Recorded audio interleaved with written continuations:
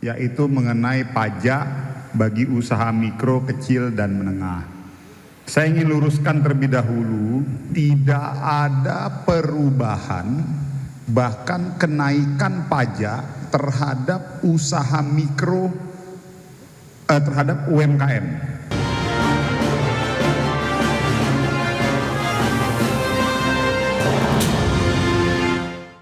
Pemirsa, Menteri Usaha Mikro, Kecil, dan Menengah Maman Abdurrahman menegaskan tidak ada kenaikan pajak bagi pelaku UMKM di tanah air usai perubahan peraturan pemerintah nomor 20 tahun 2026.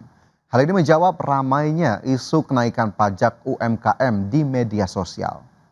Menteri Maman Abdurrahman membantah ramainya isu yang menyebutkan kenaikan pajak penghasilan final atau PPh bagi pelaku UMKM. Ia memastikan dalam perubahan peraturan pemerintah atau PP nomor 20 tahun 2026 tidak ada kenaikan pajak bagi pelaku usaha mikro, kecil, dan menengah. Di mana dalam aturan tersebut pelaku UMKM dengan omset di bawah 500 juta rupiah per tahun tetap dikenakan pajak 0%. Sedangkan UMKM dengan omset hingga 4,8 miliar rupiah per tahun, pajak yang dikenakan tetap 0,5% dari omset. Meski demikian, pemerintah melakukan penyesuaian untuk mencegah penyalahgunaan fasilitas PPh final 0,5% untuk UMKM. Penyalahgunaan tersebut antara lain dengan pemecahan badan usaha agar pengusaha tetap masuk kategori UMKM dan menikmati tarif pajak final 0,5%. Yaitu mengenai pajak bagi usaha mikro, kecil, dan menengah. Saya ingin luruskan terlebih dahulu, tidak ada perubahan, bahkan kenaikan pajak terhadap usaha mikro, terhadap UMKM. Jadi insentif pajak kepada UMKM masih sama seperti dulu. Yang membedakan cuma satu, kalau dulu dibatasi perpanjangan waktu 1 tahun, sekarang dibuka sampai berapa tahun ke depan, jadi tidak dibatasi.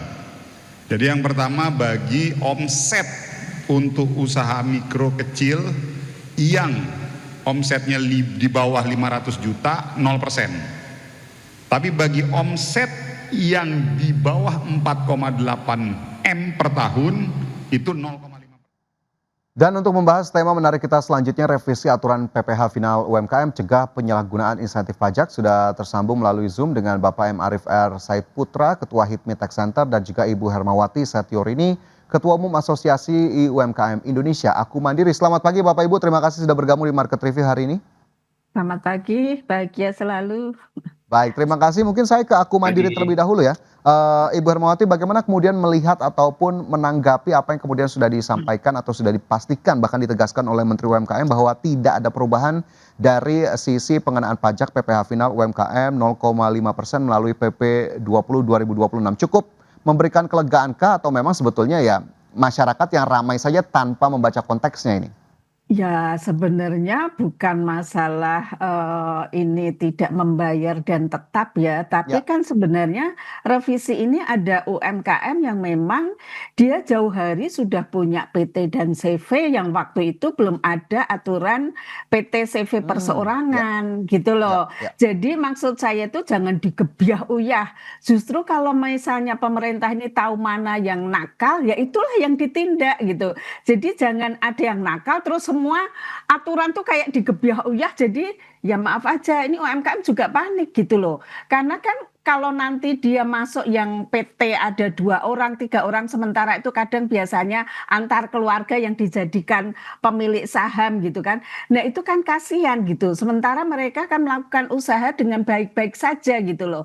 Nggak ada nakal-nakalnya gitu. Jadi masalahnya apa, tapi kebijakan yang dibuat tuh kok beda gitu loh. Jadi seakan-akan yang nggak nakal juga itu ikut kena dampaknya. Apalagi maaf nih di situasi ekonomi yang sulit dan tidak baik-baik saja.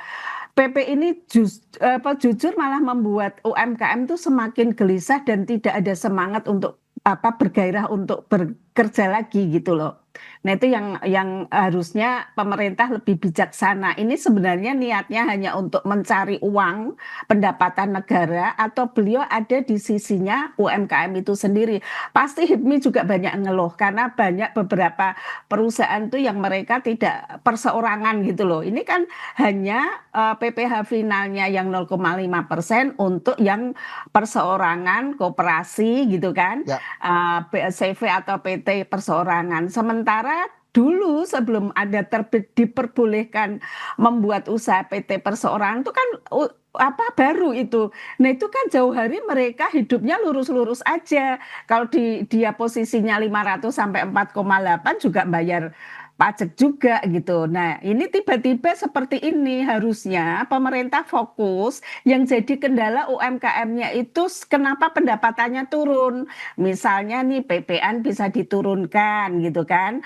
Atau mungkin barang import itu dibatasin gitu. Nah, pengawasan-pengawasan di situ aja kan nggak ada yang beres gitu oke. loh. Jadi jujur kita kecewa banget gitu dengan kondisi PP yang tiba-tiba dan kita tidak dimintai masukan sama sekali. Oke, ini yang kemudian menjadi apa ya, keluhan begitu ataupun kegelisahan dari revisi terbaru yang memang diumumkan pemerintah. Kalau dari Pak Arief, dari HIPMI Tech Center menilainya seperti apa Pak sebetulnya catatan-catatan dari revisi PPh final terbaru ini? Baik, terima kasih Mas Fajar. Jadi memang kalau kita melihat aturan terbaru yang sudah keluar itu memang kalau dari sisi tarif memang tidak ada yang berubah ya, itu tetap 0,5%. Tapi untuk siapanya itu yang kemudian ada perubahan yang menurut kami sangat-sangat signifikan begitu. Jadi tadi seperti yang disampaikan oleh Bu Herma bahwa memang sekarang ini dengan aturan yang terbaru itu hanya dibolehkan dipakai 0,5% itu untuk perorangan, kemudian PT perorangan dan juga koperasi. Koperasi ya. Selain itu tidak diperbolehkan menggunakan dalam tanda petik insentif untuk PPh UMKM ini. Sehingga ini memang padahal kalau kita mau lihat ya bahwa masih ada banyak kekurangan atau apa stigma di masyarakat terkait PT perorangan ini. Karena itu PT perorangan ini komisaris dan apa direkturnya itu sama, kemudian juga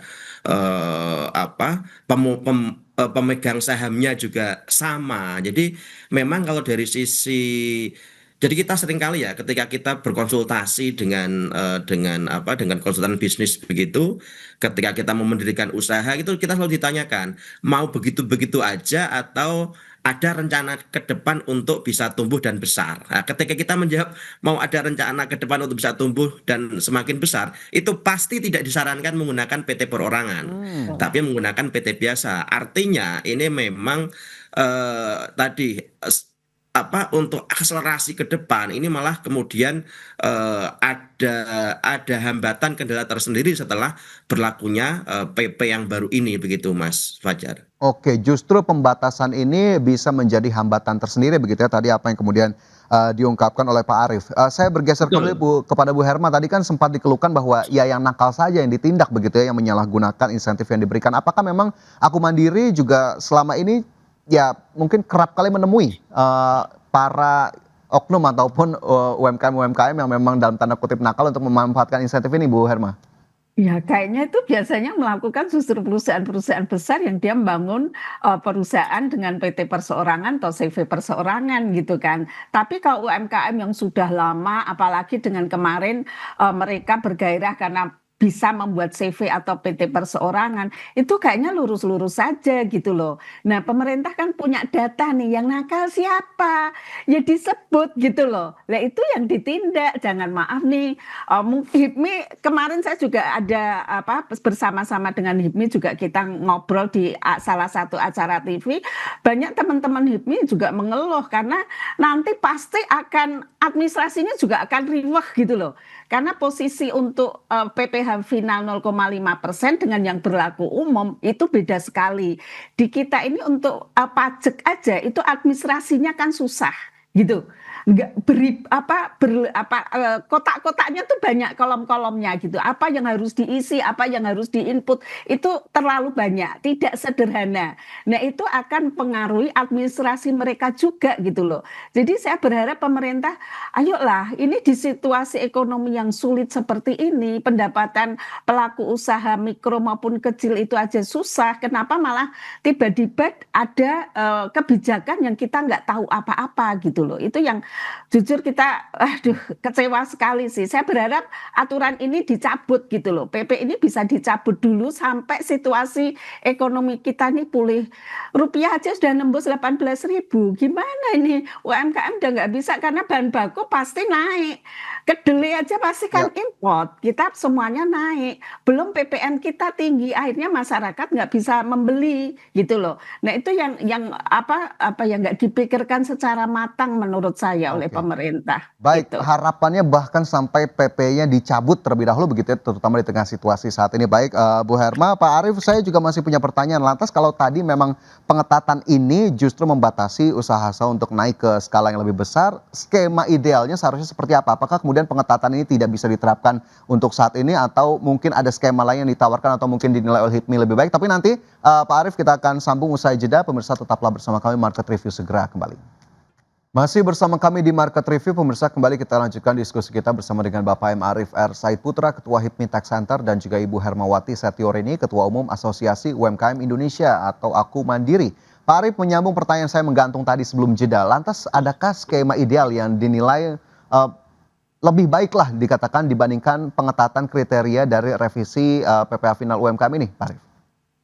Iya, baik Mas Fajar. Jadi memang kalau kita lihat aturan sebelumnya di PP 55 2022 itu ada dalam tanda petik tantangan atau kesulitan pemerintah dalam mengawasi apabila ada pemecahan entitas dalam berusaha begitu.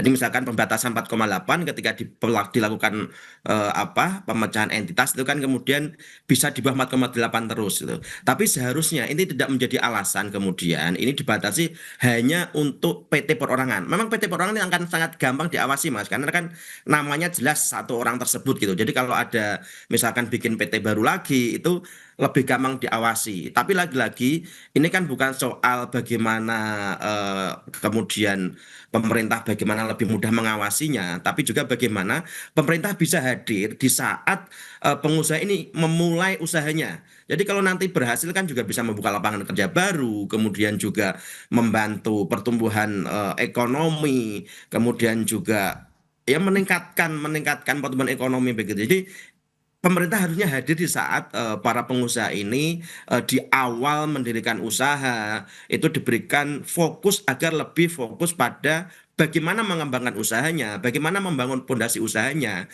sehingga tidak terlalu disibukkan, tidak terlalu dibebani dengan tadi pembukuan, dengan hal yang bersifat administratif lah begitu. Jadi kalau dari sisi HIPMI, kami sepakat dengan apa yang disampaikan oleh Bu Hirma, ini harus dicabut PP yang baru ini yang kemudian merubah atau mengganti PP 55 2025 Oh, 2022, mohon maaf.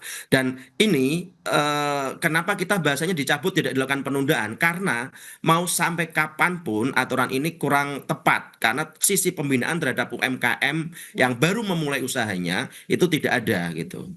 Jadi oke. apalagi dengan kondisi ekonomi yang seperti sekarang ini, kondisi baik pun pemerintah harus tetap hadir untuk memberikan insentif, memberikan stimulasi kepada UMKM yang sedang membangun usahanya, sedang merintis usahanya.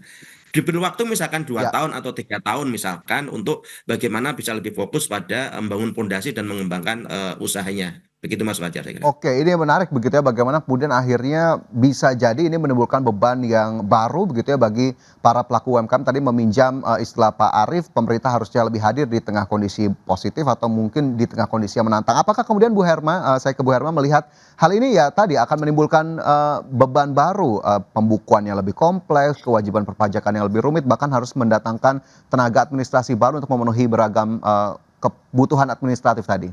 Ya pasti, karena memang kalau PPh final aja udah ribet gitu, apalagi nanti dengan PPh yang ini gitu ya. Dan maaf sebenarnya ini bukan fokusnya kita merevisi PP itu, harusnya memang pemerintah tahu ada yang nakal ya itu ditindak, bukan malah yang UMKM yang sekarang lagi susahnya minta ampun. Market kita aja kan barang impor banyak yang masuk, nggak ada yang mencegah gitu loh. Nah itu aja kita bersaing. Importer-importer besar itu juga nggak kepegang gitu loh. Nah, sementara pengusaha yang seperti ada di HIPMI, di Aku Mandiri, benar-benar bekerja, benar-benar untuk memberikan apa namanya lahan pekerjaan buat masyarakat banyak. Tiba-tiba ada hal seperti ini. Nah, nanti gimana upah mereka juga karena pajaknya terlalu tinggi. Belum kalau uangnya mendapatkan dari akses modal perbankan, mereka udah kena bunga yang tinggi juga gitu. PPN-nya kena.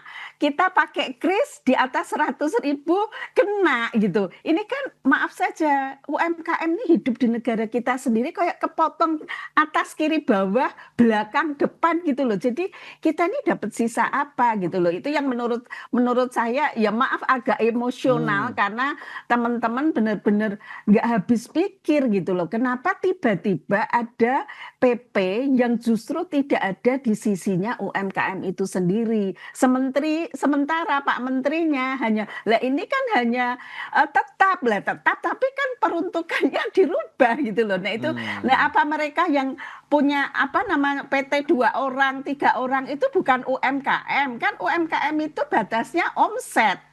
Iya kan, Baik. omset dan aset. Nah ini tiba-tiba kok, ini masih lah gimana gitu loh. Nah itu Oke, yang berarti psikologis pelaku UMKM ini kena nih Bu ya, sedang gelisah begitu ya wah saat ini kena melihat ini. kena kena ini hampir setiap hari kita ngobrolin ini gitu loh. Nah Oke, ngobrol tapi kalau ini dijalanin ya meskipun tuh mau 3 tahun ke depan tapi kan ya janganlah Indonesia tuh maaf kita Vietnam 2017 aja bisa ngejar kita sampai sekarang lebih tinggi daripada kita gitu loh. Itu yang harusnya jadi PR pemerintah kenapa kita bisa kalah dengan Vietnam yang UMKM-nya maju seperti itu gitu loh. Nah itu oke. yang harusnya. Baik, itu yang kemudian masih menjadi catatan begitu ya, kenapa kemudian akhirnya PP ini diterbitkan. Kalau ke Pak Arief lagi, Pak Arief kalau kita melihat tadi masa transisi sudah sempat disebutkan, bahkan di PP juga disebutkan ada masa transisi. Tapi apakah memang cukup hanya masa transisi itu saja atau mungkin harus ada insentif lain yang diberikan untuk mungkin dalam tanda kutip menyeimbangkan apa yang baru dikeluarkan pemerintah saat ini? Baik, Mas Fajar. Kalau kita bicara masa transisi, itu kan artinya digunakan untuk saat ini saja. Nah, 1 tahun 2 tahun lagi itu kan ada pengusaha baru yang mau memulai juga, Mas Ya, Fajar. Artinya nanti kan sudah tidak dapat kalau kita hanya bicara soal aturan PP 20 tahun 2026 ini ya yang merupakan perubahan PP 55 tahun 2022. Nah, ini yang kita fokusnya di situ. Jadi tidak bisa kalau hanya kemudian dengan perolehan-perolehan itu. Tapi memang harus kapanpun pengusaha mau memulai usahanya para pelaku UMKM ini ya harus mendapatkan ruang, mendapatkan pembinaan, mendapatkan insentif yang cukup agar bisa lebih fokus pada membangun usaha dan juga membangun fondasi usahanya gitu. Dan jangan kemudian karena ada kendala, ada tantangan pemerintah dalam mengawasi PT atau CV yang jumlah jumlah pemegang sahamnya, jumlah direksinya itu banyak untuk mengawasi soal pemecahan entitas atau apapun itu ya. Kemudian ini ditutup semua begitu. Tadi ya, seperti yang Bu ya, Herma bilang, jangan kemudian karena 1, 2, 3 yang melakukan mencoba penghindaran-penghindaran pajak seperti itu kemudian ditutup semua. Tidak 2, 3 tadi yang melakukan upaya-upaya itu kemudian diatasi begitu, tapi kemudian semua ditutup pintunya untuk bisa menggunakan insentif itu begitu, Mas Fajar. Oke, jadi memang akhirnya tidak dipukul rata begitu untuk satu permasalahan, solusinya juga tidak hanya serta-merta bisa dilakukan demikian. Mungkin ini terakhir pertanyaan saya, harapannya usai kita ulas ini apakah kemudian berpotensi adakah usulan yang akan langsung diberikan kepada pemerintah baik Aku Mandiri atau HIPMI? Mungkin saya ke Bu Herma terlebih dahulu.